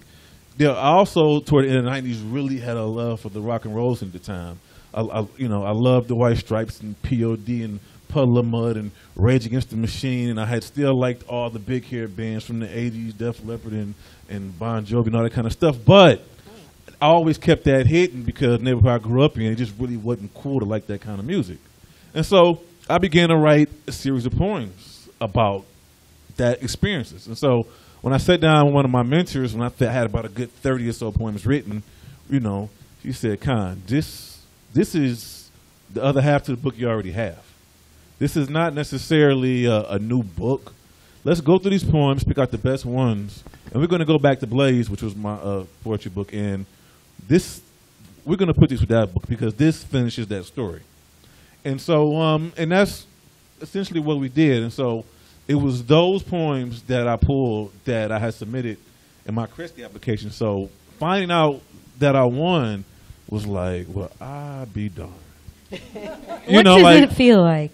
So, well, I had never, that was for something that, you have a body of work that had that many years on it. You've written essentially 9 years, and you're wondering, okay, maybe it's not good as my peers have told me it was. You question yourself because it's specific to a body of work that I submitted. And so for it to get it on that particular manuscript and poems, that's what really drove it home. Because that was, of all the things I was doing, that was, and also poetry was the first thing I started doing as an artist. And so, but there you just said you were an artist, right? Right. Well, right. Yeah. Okay. So for that to be the thing, for that to be the poem, for that to be the medium that I was awarded for, that from just a mountaintop feeling, where like you sit down and wherever you're at and just have a good cry, like that was it. Awesome. Mm-hmm. I gotta say, I feel a little better losing to you. Thank you. It's okay. It was a different year. What year was that? 2015. Was that the year? I know when I got my grant from Kresge. And you guys too, didn't you? I remember that. That was right that morning that you I know. had breakfast with Bob Seeger. Yeah, that was a great day. That was such So a what great was day. what was going on, and what did you feel like when you I- had that exhilaration of I'm an artist? I don't know. And for you, Mark, I want to know, what did you call yourself before then? Mark. I don't know that I've had something where you would say, okay, yeah, now I'm this artist. There's individual moments that I've been thrilled about, and Tell us about hopefully the there'll be first more. one. Well, they can be very little ones. Going on stage for the first time as a comedian at an open mic night and doing 5 minutes of original material was thrilling. It was exciting. It was. In fact, you were talking about missing. I think it was you talking about missing the roots, and that's one of the things that I would, when I talked about writing myself a deadline, joining a competition. I'm going to write all new material for that. But then I get that thrill of I've created all of this new stuff. I'm not relying on something I've said 1,000 times. So there's all these little places, and I don't feel like that I'm finished or I've made it, or it's, you just keep looking for the next one. It's a life It's a little journey. bit like, yeah. It's like a healthy drug. I can agree. Hopefully. I'm an amateur every day. I feel like an amateur every time I pick up my camera. I never know how it's going to come out. I'm like, I really hope this isn't horrible. That's what I say before every single show. time. I hope do. they don't hate me. And there are times when I'm completely unprepared. And one of the most well-known photography series that I did, I think, is in our slideshow, and it's this. It was a train wreck. I was unprepared. I didn't have mood boards. I hadn't really talked to anybody. I had one model that was coming, and this musician, a local Detroit musician, called. He had been working in Chicago the night before, had just driven in. He'd been awake for like 48 hours, like musicians do, and he had driven all the way back and was exhausted. And I said, "Hey, stop by." And he jumped in this car, this old car with this model, and we started taking pictures. None of it was planned. It is the one grouping where everybody goes, when are you going to do that again?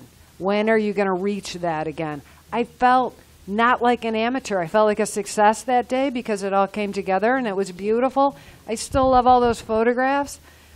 I also don't know, when can I do that again? Every day is hard, and every day is like, I hope this doesn't suck. When I can prepare and I cannot prepare. We never know. It's that taking the steps, even though you don't see the top of the stairs thing, you still take that step. And The excitement from that, though, there's always that little voice going, "Oh, come on, let's just try." let's just see what happens. Yeah, and that's I'm not good about preparing. So I do better when I'm unprepared. The spontaneity. Yeah, and don't they say that spontaneous behaviors really bring ideas and creativity more than any other? So Planned.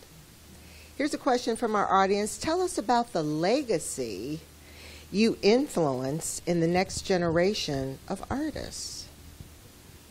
So what's your legacy? I suddenly feel really bad. Like I'm responsible for climate change or something. I've left this next generation a mess. I think at least I think, I can't say what it will be, but I know what I hope it will be. How's What's that? That's great. Perseverance. I wanted that on my tombstone. She persevered. And I think that so many of the artists that come to me are like, okay, so I want to do this, and I want to be in front of like 500 people tomorrow, and I want to play this room, and I want to do this, and I want to do this, and what do I have to do? I said, okay, well, slow down because we got some work to do, And perseverance, I think people give up too soon. And you can't give up. You can give. I have a song, about, it's called Too Far Gone. And it's just when things were all going bad. But I said, I'm not giving up, but I'm giving in. And I was just giving in for the day or the hour or the minute. But I think it's so important, persevering, because we're on this planet. What else are you going to do? If you have this art inside you, you have to get it out. If you don't get it out, you get sick. I'm sorry. I do anyway. And so I think that that would be a beautiful legacy to say she worked hard and she persevered. And she won a whole bunch of awards along the way.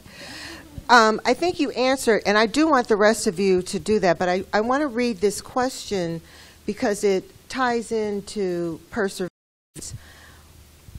When you were young, under 25,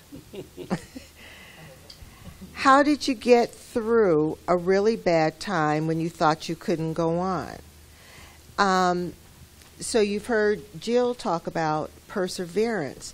I just want to add a visual to that in terms of where we would be without perseverance.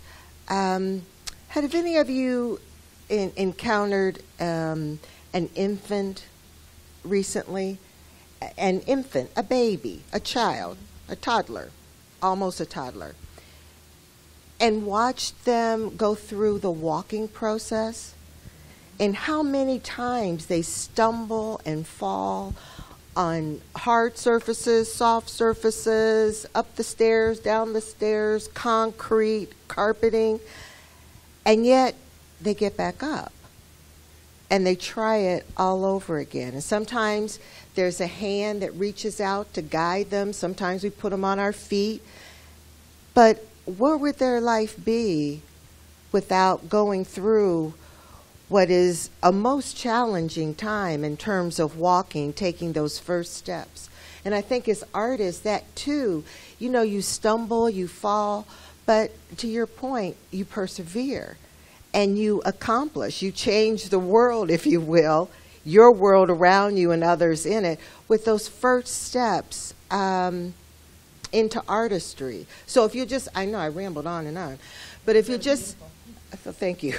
If you just add that to your comment, and then we'll have some closing remarks, and we'll let Mark take his nap.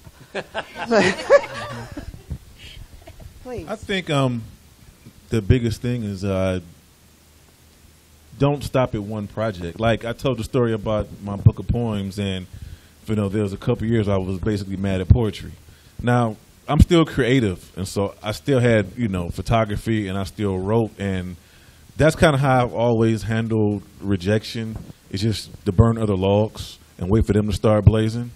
You know, that's kind of, so it kind of, I guess it pacifies the hurt of the rejection. It's like, oh, they said no. Well, okay, let's see what I can do with these boom boxes and these nuns over here in this photo shoot. You know, that's all the way. So it's always, I really like, I guess, like projects, like having a vision and bringing it to life. And if somebody doesn't like another one, well, there's always something else that I can kind of pour that grief and that effort into, so I'm not just sitting there, you know, stirring a drink of disappointments over and over and over again.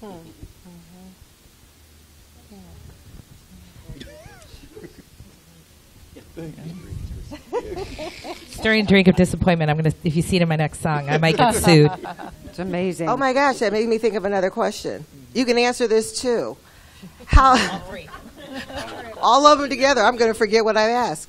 But if you think about it, how do you title your work?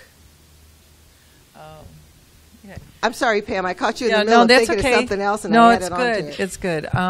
Perseverance. I like that. And fearlessness, I just feel like that's really important, like not let fear of failure, fear of not knowing, fear of judgment, anything, just fearlessness. And when I was young, I never thought about having any tools to get through. It was just life, you know, like, so you get knocked down, you grieve, you get up the next day. It wasn't a conscious like process when I was young. I was just kind of living. Sometimes I start out with a title, but as the work evolves, the title can change, and usually the work tells me its title when I'm like into it. So that's how it happens. Thank you. I have the answer. I have the perfect answer. But we're out of time, so. Oh, no, we started a few minutes late, so we're going for the gusto. I don't know. I guess I've been pretty blessed in that anytime that I've just really gotten down about whatever it was, I knew that would pass. So when you say, I think you said something in that first question about how you just couldn't go on. Well, okay, I'm going to wallow in that for a little while then. I'm not going to go on. I'm going to stay right here for a little while. And sometimes that was a long time. But I knew that it would eventually pass. I would move on, and I would be me again. So I don't know that I haven't. My perfect answer is I don't know. I don't know how that is. It's just that I always knew that there was something next happening. Mm-hmm. Thank you. I agree with that completely. I think in the most, and I had a lot of difficult times before 25, extraordinarily difficult. And I think the one thing, and it's taken me a few minutes while you were all speaking to reflect on that, because it was, well, like 5 years ago. And that's a long time ago with this memory. I think that I expressed, sometimes I wallowed, and I allowed myself to do that when I couldn't function and I couldn't do anything, and then I expressed, and I think that's just human nature. How I did that wasn't always great. I didn't sit down and write poetry necessarily. I yelled and screamed at people sometimes when I was a teenager, when I was a kid, and probably punched my brother or something. There were a few things, but it was all expression. So that's important. I think when we shut down entirely and are no longer expressive, that's a real problem. And I think we have to pull ourselves out, or hope that those of us that are, that our loved ones will reach in and give us a hand. Legacy, I feel like my work is just reflection in a mirror, and I hope that it's positive in some way. I hope that when people look back on my work, that they feel inspired by it to do their own thing, to take it and move forward with it. When I teach photography, when I do anything, I want people to take what I've done and make it their own and make it better and run with it. And that's what I'd like always. I think that's what the arts are. And I don't title my work. And I never have, so I don't know why. It's title my work. But, I do portraiture and fashion, and that belongs to other people usually, the fashion. The portraiture, if I shot a beautiful portrait of you, I don't know, I might call it your name, because it's you.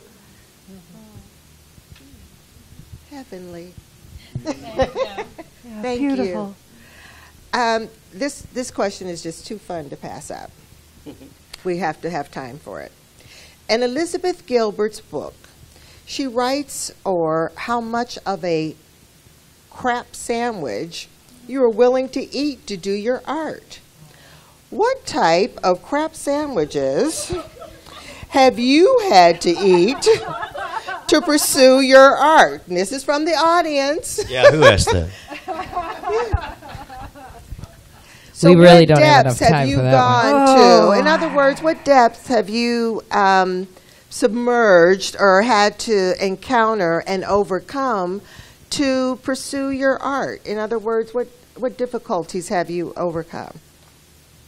Or do you want the real sandwich? One, I have a real. It's really even painful to talk about. But it was. I was a single parent. I was broke, and my gig got canceled, and I was counting on that gig to pay my rent. And this drunk guy said, "Well, just come to my house. You can play." And I looked at my guitar player, and he's like, "Oh, let's do it." So. It wasn't the amount that we were supposed to get paid, but we went. And there were so many drunk people there. And we kept playing, and every time our set, it was only supposed to be a 2-hour set, they said, we'll pass a hat. You keep playing. 8 hours later. But these these drunk people had money, and I didn't know it, and I got 2 months rent. But it was the biggest crap sandwich I ever ate. And when St. Patty's Day comes around now, I'm just like, hey. There's more, but that's the first one that came to mind. That's an amazing story. I got nothing. No, okay. I was going to say no one else wants to tell that story. Touring as a comedian is nothing but a crap sandwich. I have hundreds of those stories. You just have to put up with a lot of people that don't treat the business like a business.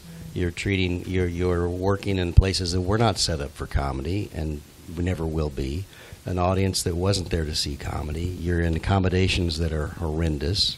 There's a lot of things that you do if you're traveling around doing comedy in these comedy clubs around the country. But it was part of the gig.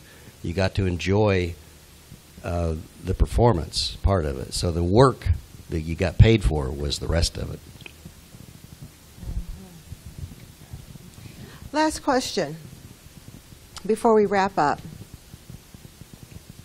What advice, you're looking at me so intently. Oh my goodness. Last question. I know you're going to bring it.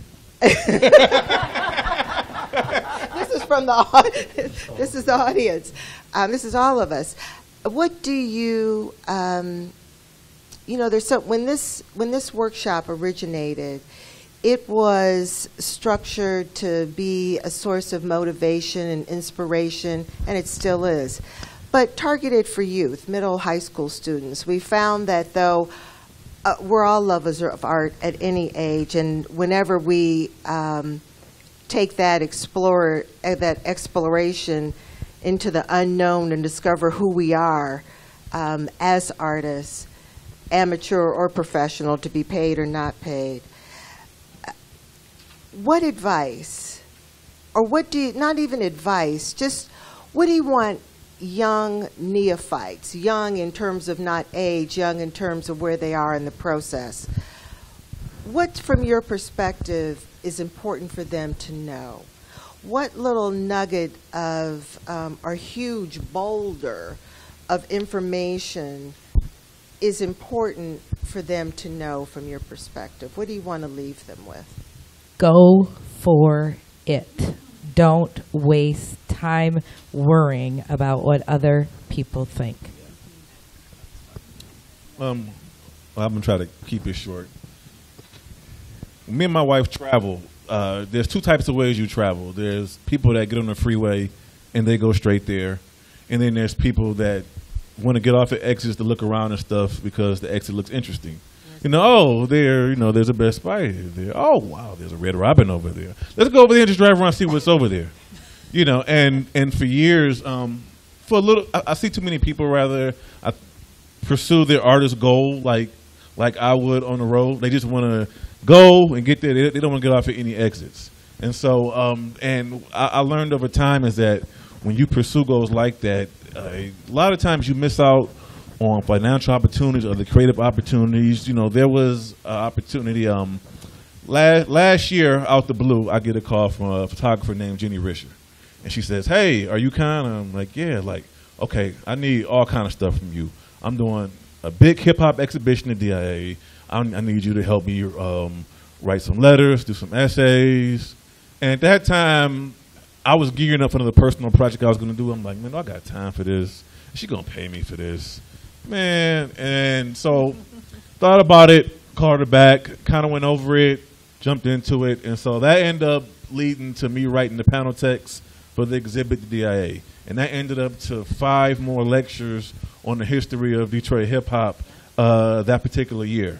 And without knowing it, I kind of fell into this lane of Detroit hip-hop historian, which I never considered myself. I'm just a kid that likes rap music, not necessarily historian, but because I've been writing about it and photographing the culture for almost 20 years, But again, I was just on my road. I'm going straight here. I'm going to go here, and I got off at the exit. And, I made a decent amount of money that fall and really had a good time and was able to collaborate on a project I'm very, very, very happy to have my name attached to. My name has never been in the DIA for anything else other than that project. And if my name is never in the DIA again for anything else, that's okay too. Because I'm really proud of the contribution I made with that particular project. Thank you. Get off the exit. The road less traveled, Robert Frost.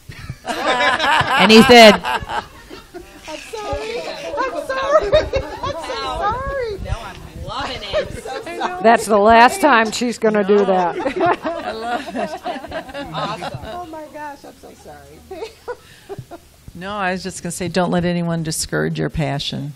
That's it.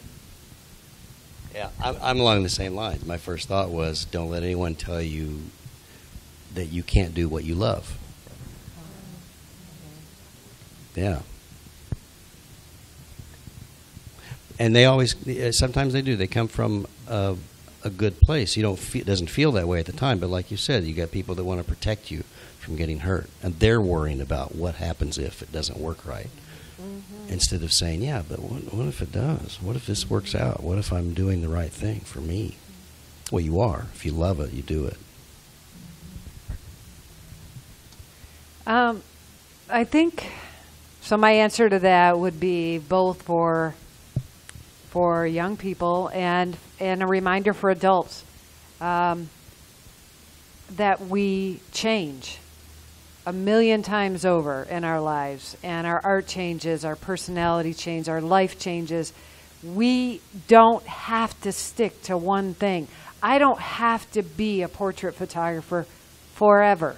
And that may look different, and that's okay. And I think that would be the one piece of advice, is to stay curious and allow yourself to change and be who you're going to be at any given point in your life, and allow your art to follow. Brilliant. That's great. Thank you. I feel like we could stay here for another hour. Hours. he wants his nap. What? I'm back. Oh, I'm back. Right.